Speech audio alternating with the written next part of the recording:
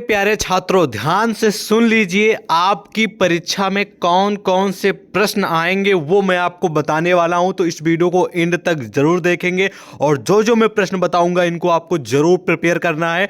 मैं आपको भरोसा दिला रहा हूं, गारंटी भी दे रहा हूं कि जो जो मैं प्रश्न बताऊंगा इनको तैयार कर लेंगे तो आपको 100% सफलता मिलेगी।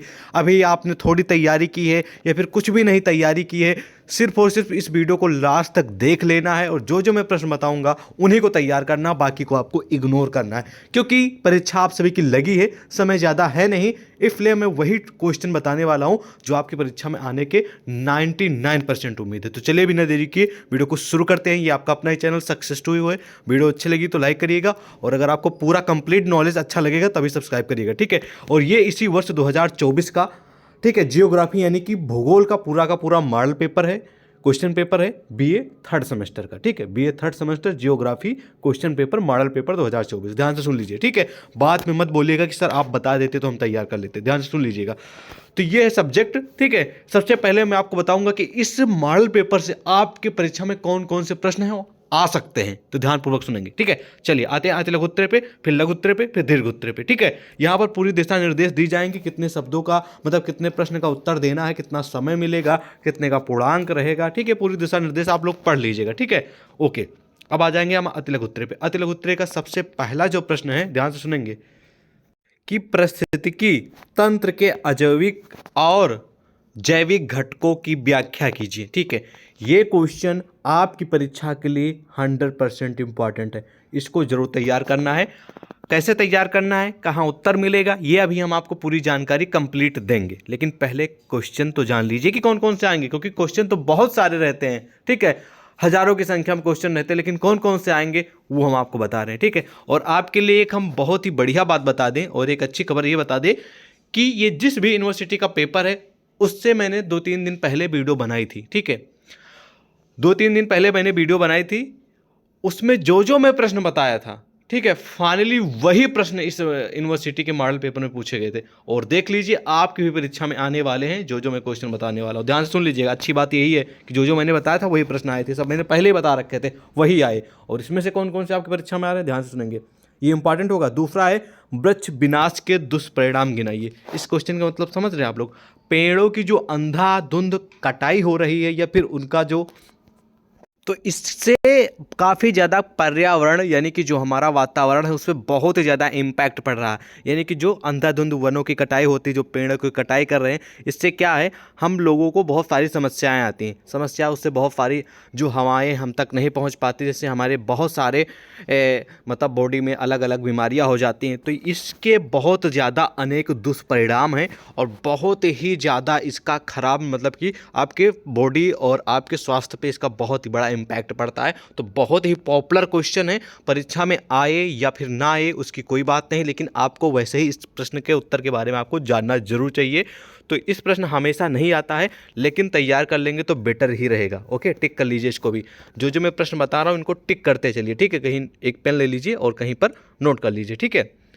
और नेक्स्ट क्वेश्चन 100% गारंटी के साथ, ऐसी कोई परीक्षा नहीं है बीए थर्ड सेमेस्टर ज्योग्राफी की जिसमें ये प्रश्न ना आया हो।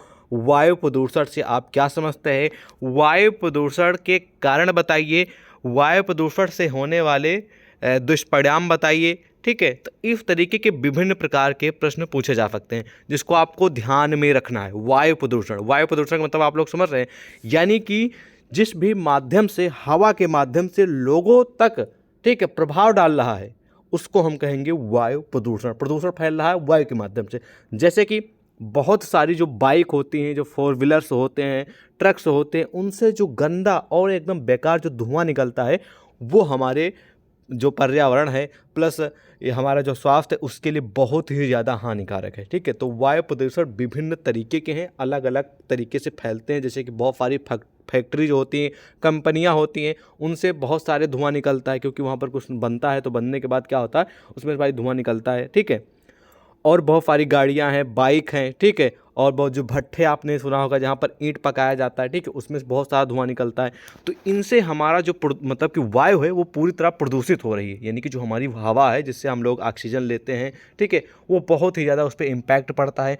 जैसे कि इससे काफ़ी ज़्यादा, जैसे कि आपके बॉडी पर, ठीक है, हेयर पे, आपके स्किन पे बहुत ज़्यादा इम्पैक्ट डालता है। तो बहुत ही पॉपुलर क्वेश्चन है, प्रश्न 100% फंसेगा, ध्यान रखेंगे।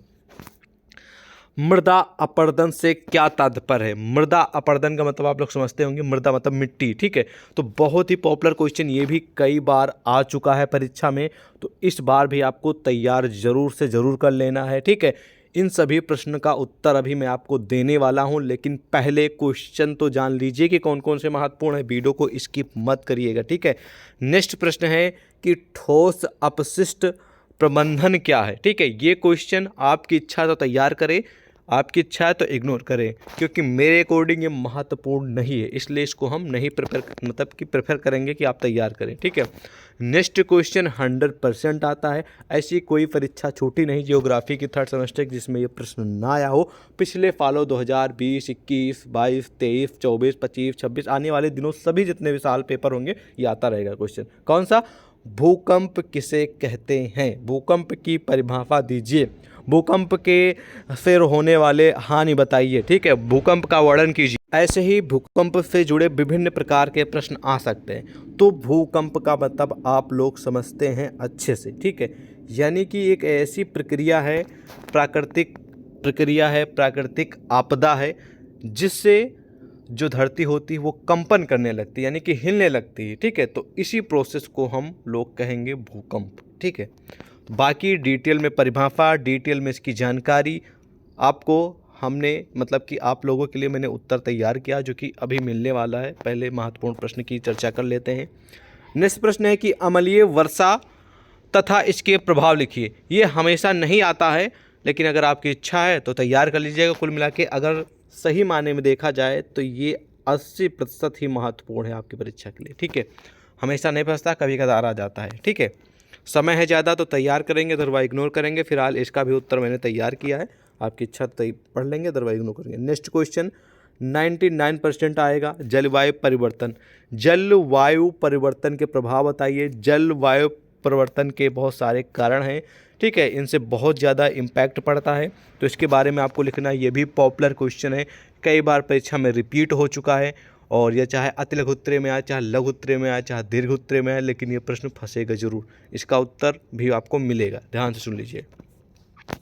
नेक्स्ट प्रश्न है कि ओजोन छिद्र से होने का क्या कारण है? ओजोन छिद्र से होने का क्या कारण है? ये बहुत ही कम आता है। ओजोन से जुड़ा क्वेश्चन दूसरा आएगा, लेकिन सेम टू सेम नहीं ये आएगा जो कि आगे बताने वाले, इसको इग्नोर कर दीजिएगा। अगला प्रश्न है कि हरित गृह प्रभाव को समझाइए। ये क्वेश्चन कई बार आ चुका है, तो कुल मिला के 95% इंपॉर्टेंट है। हरित गृह के बारे में आपको ज़रूर तैयार करना है, क्योंकि पिछले कई भाई यूनिवर्सिटियों में परीक्षाएं हो चुकी हैं, उसमें क्वेश्चन पूछा गया था, और उम्मीद यही है कि अगर आपकी परीक्षा लगी है तो उसमें भी आने की संभावना पूरी है। तो ध्यान से इसको आपको तैयार करना है, ठीक है। तो इस प्रकार आपको अति लघु उत्तरीय प्रश्न देखने को मिलेंगे, और यही प्रश्न आपके हो सकता है अति लघु उत्तरीय में, हो सकता है दीर्घ उत्तरीय में आ जाए, हो सकता है लघु उत्तरीय में आ जाए, लेकिन आएंगे जरूर। जो मैंने आपको बताया है, इनकी उम्मीद पूरी है। अब आ जाएंगे लघु उत्तरीय। अब लघु उत्तरीय में देख लेते हैं कौन कौन से मोस्ट इंपॉर्टेंट क्वेश्चन आपके एग्जाम के लिए, चलिए उस पर भी चर्चा कर लेते हैं। पहला प्रश्न है भैया लघु उत्तरीय का कि रासायनिक आपदा पर संक्षिप्त टिप्पणी लिखिए। सेम टू सेम ऐसा क्वेश्चन नहीं आएगा, इसको इग्नोर कर देंगे मेरी जानकारी के अनुसार। लेकिन नेक्स्ट प्रश्न जो है ये मोस्ट इंपॉर्टेंट है कि आपदा के प्रकार बताइए, ठीक है। आपदा विभिन्न प्रकार की होती हैं, ये आप सभी को मालूम है। कुछ प्राकृतिक आपदाएं होती हैं, कुछ मानवकृत आपदाएं होती हैं, ठीक है। तो उसी के बारे में आपको लिखना है, इंपॉर्टेंट क्वेश्चन एग्जाम के नज़रिए से, तो इसको आपको तैयार करना है जरूर। नेक्स्ट प्रश्न है जो कि हमेशा फंसता है, ऐसी कोई परीक्षा छूटी नहीं जिसमें प्रश्न आया हो। जैव विविधता से जुड़ा क्वेश्चन हमेशा पूछा जाता है, और इस बार भी उम्मीद पूरी है कि प्रश्न आएगा ही आएगा। इसको भी तुरंत नोट कर लीजिए, 100% उम्मीद है कि प्रश्न फंसेगा श्योर के साथ, तो इसको भी तुरंत नोट कर लीजिए। बाद में मत बोलिएगा कि बताया नहीं, इसका भी उत्तर मैंने अच्छे से एक्सप्लेन करके रखा है, आपको मिलने वाला है, ठीक है। मोस्ट इंपॉर्टेंट क्वेश्चन है। नेक्स्ट क्वेश्चन है कि टिहरी बांध परियोजना की कमियां लिखिए, या फिर टिहरी बांध परियोजना के बारे में लिखिए। ऐसा प्रश्न हमेशा नहीं आता, लेकिन कभी कदार जरूर फंसता है। टिहरी बांध से जुड़ा अगर समय है तो इसके बारे में थोड़ा आपको परिचय पढ़ जरूर लेना है, ठीक है। ओके, चलिए नेक्स्ट क्वेश्चन है कि भैया वातावरण, ठीक है, वातावरण अवक्रमण में मानव की भूमिका, ठीक है। ये मोस्ट इम्पॉर्टेंट नहीं है, लेकिन हमेशा नहीं आता है एग्जाम में, रिपीट होता है, लेकिन बहुत कम आता है, इसलिए इसको इग्नोर ही कर सकते हैं। नेक्स्ट प्रश्न है, मोस्ट इम्पॉर्टेंट है, जलवायु परिवर्तन पर अंतर सरकारी पैनल IPCC का वर्णन कीजिए। तो जलवायु परिवर्तन से जुड़ा एक क्वेश्चन तो आएगा, लेकिन जरूरी नहीं कि ये आगे वाला पॉइंट, आगे वाला जो क्वेश्चन है इतना इग्नोर कर देंगे, इतना जरूर तैयार करेंगे जलवायु परिवर्तन के बारे में। ठीक है, बहुत ही पॉपुलर क्वेश्चन है, कई बार आ चुका, ध्यान रखेंगे।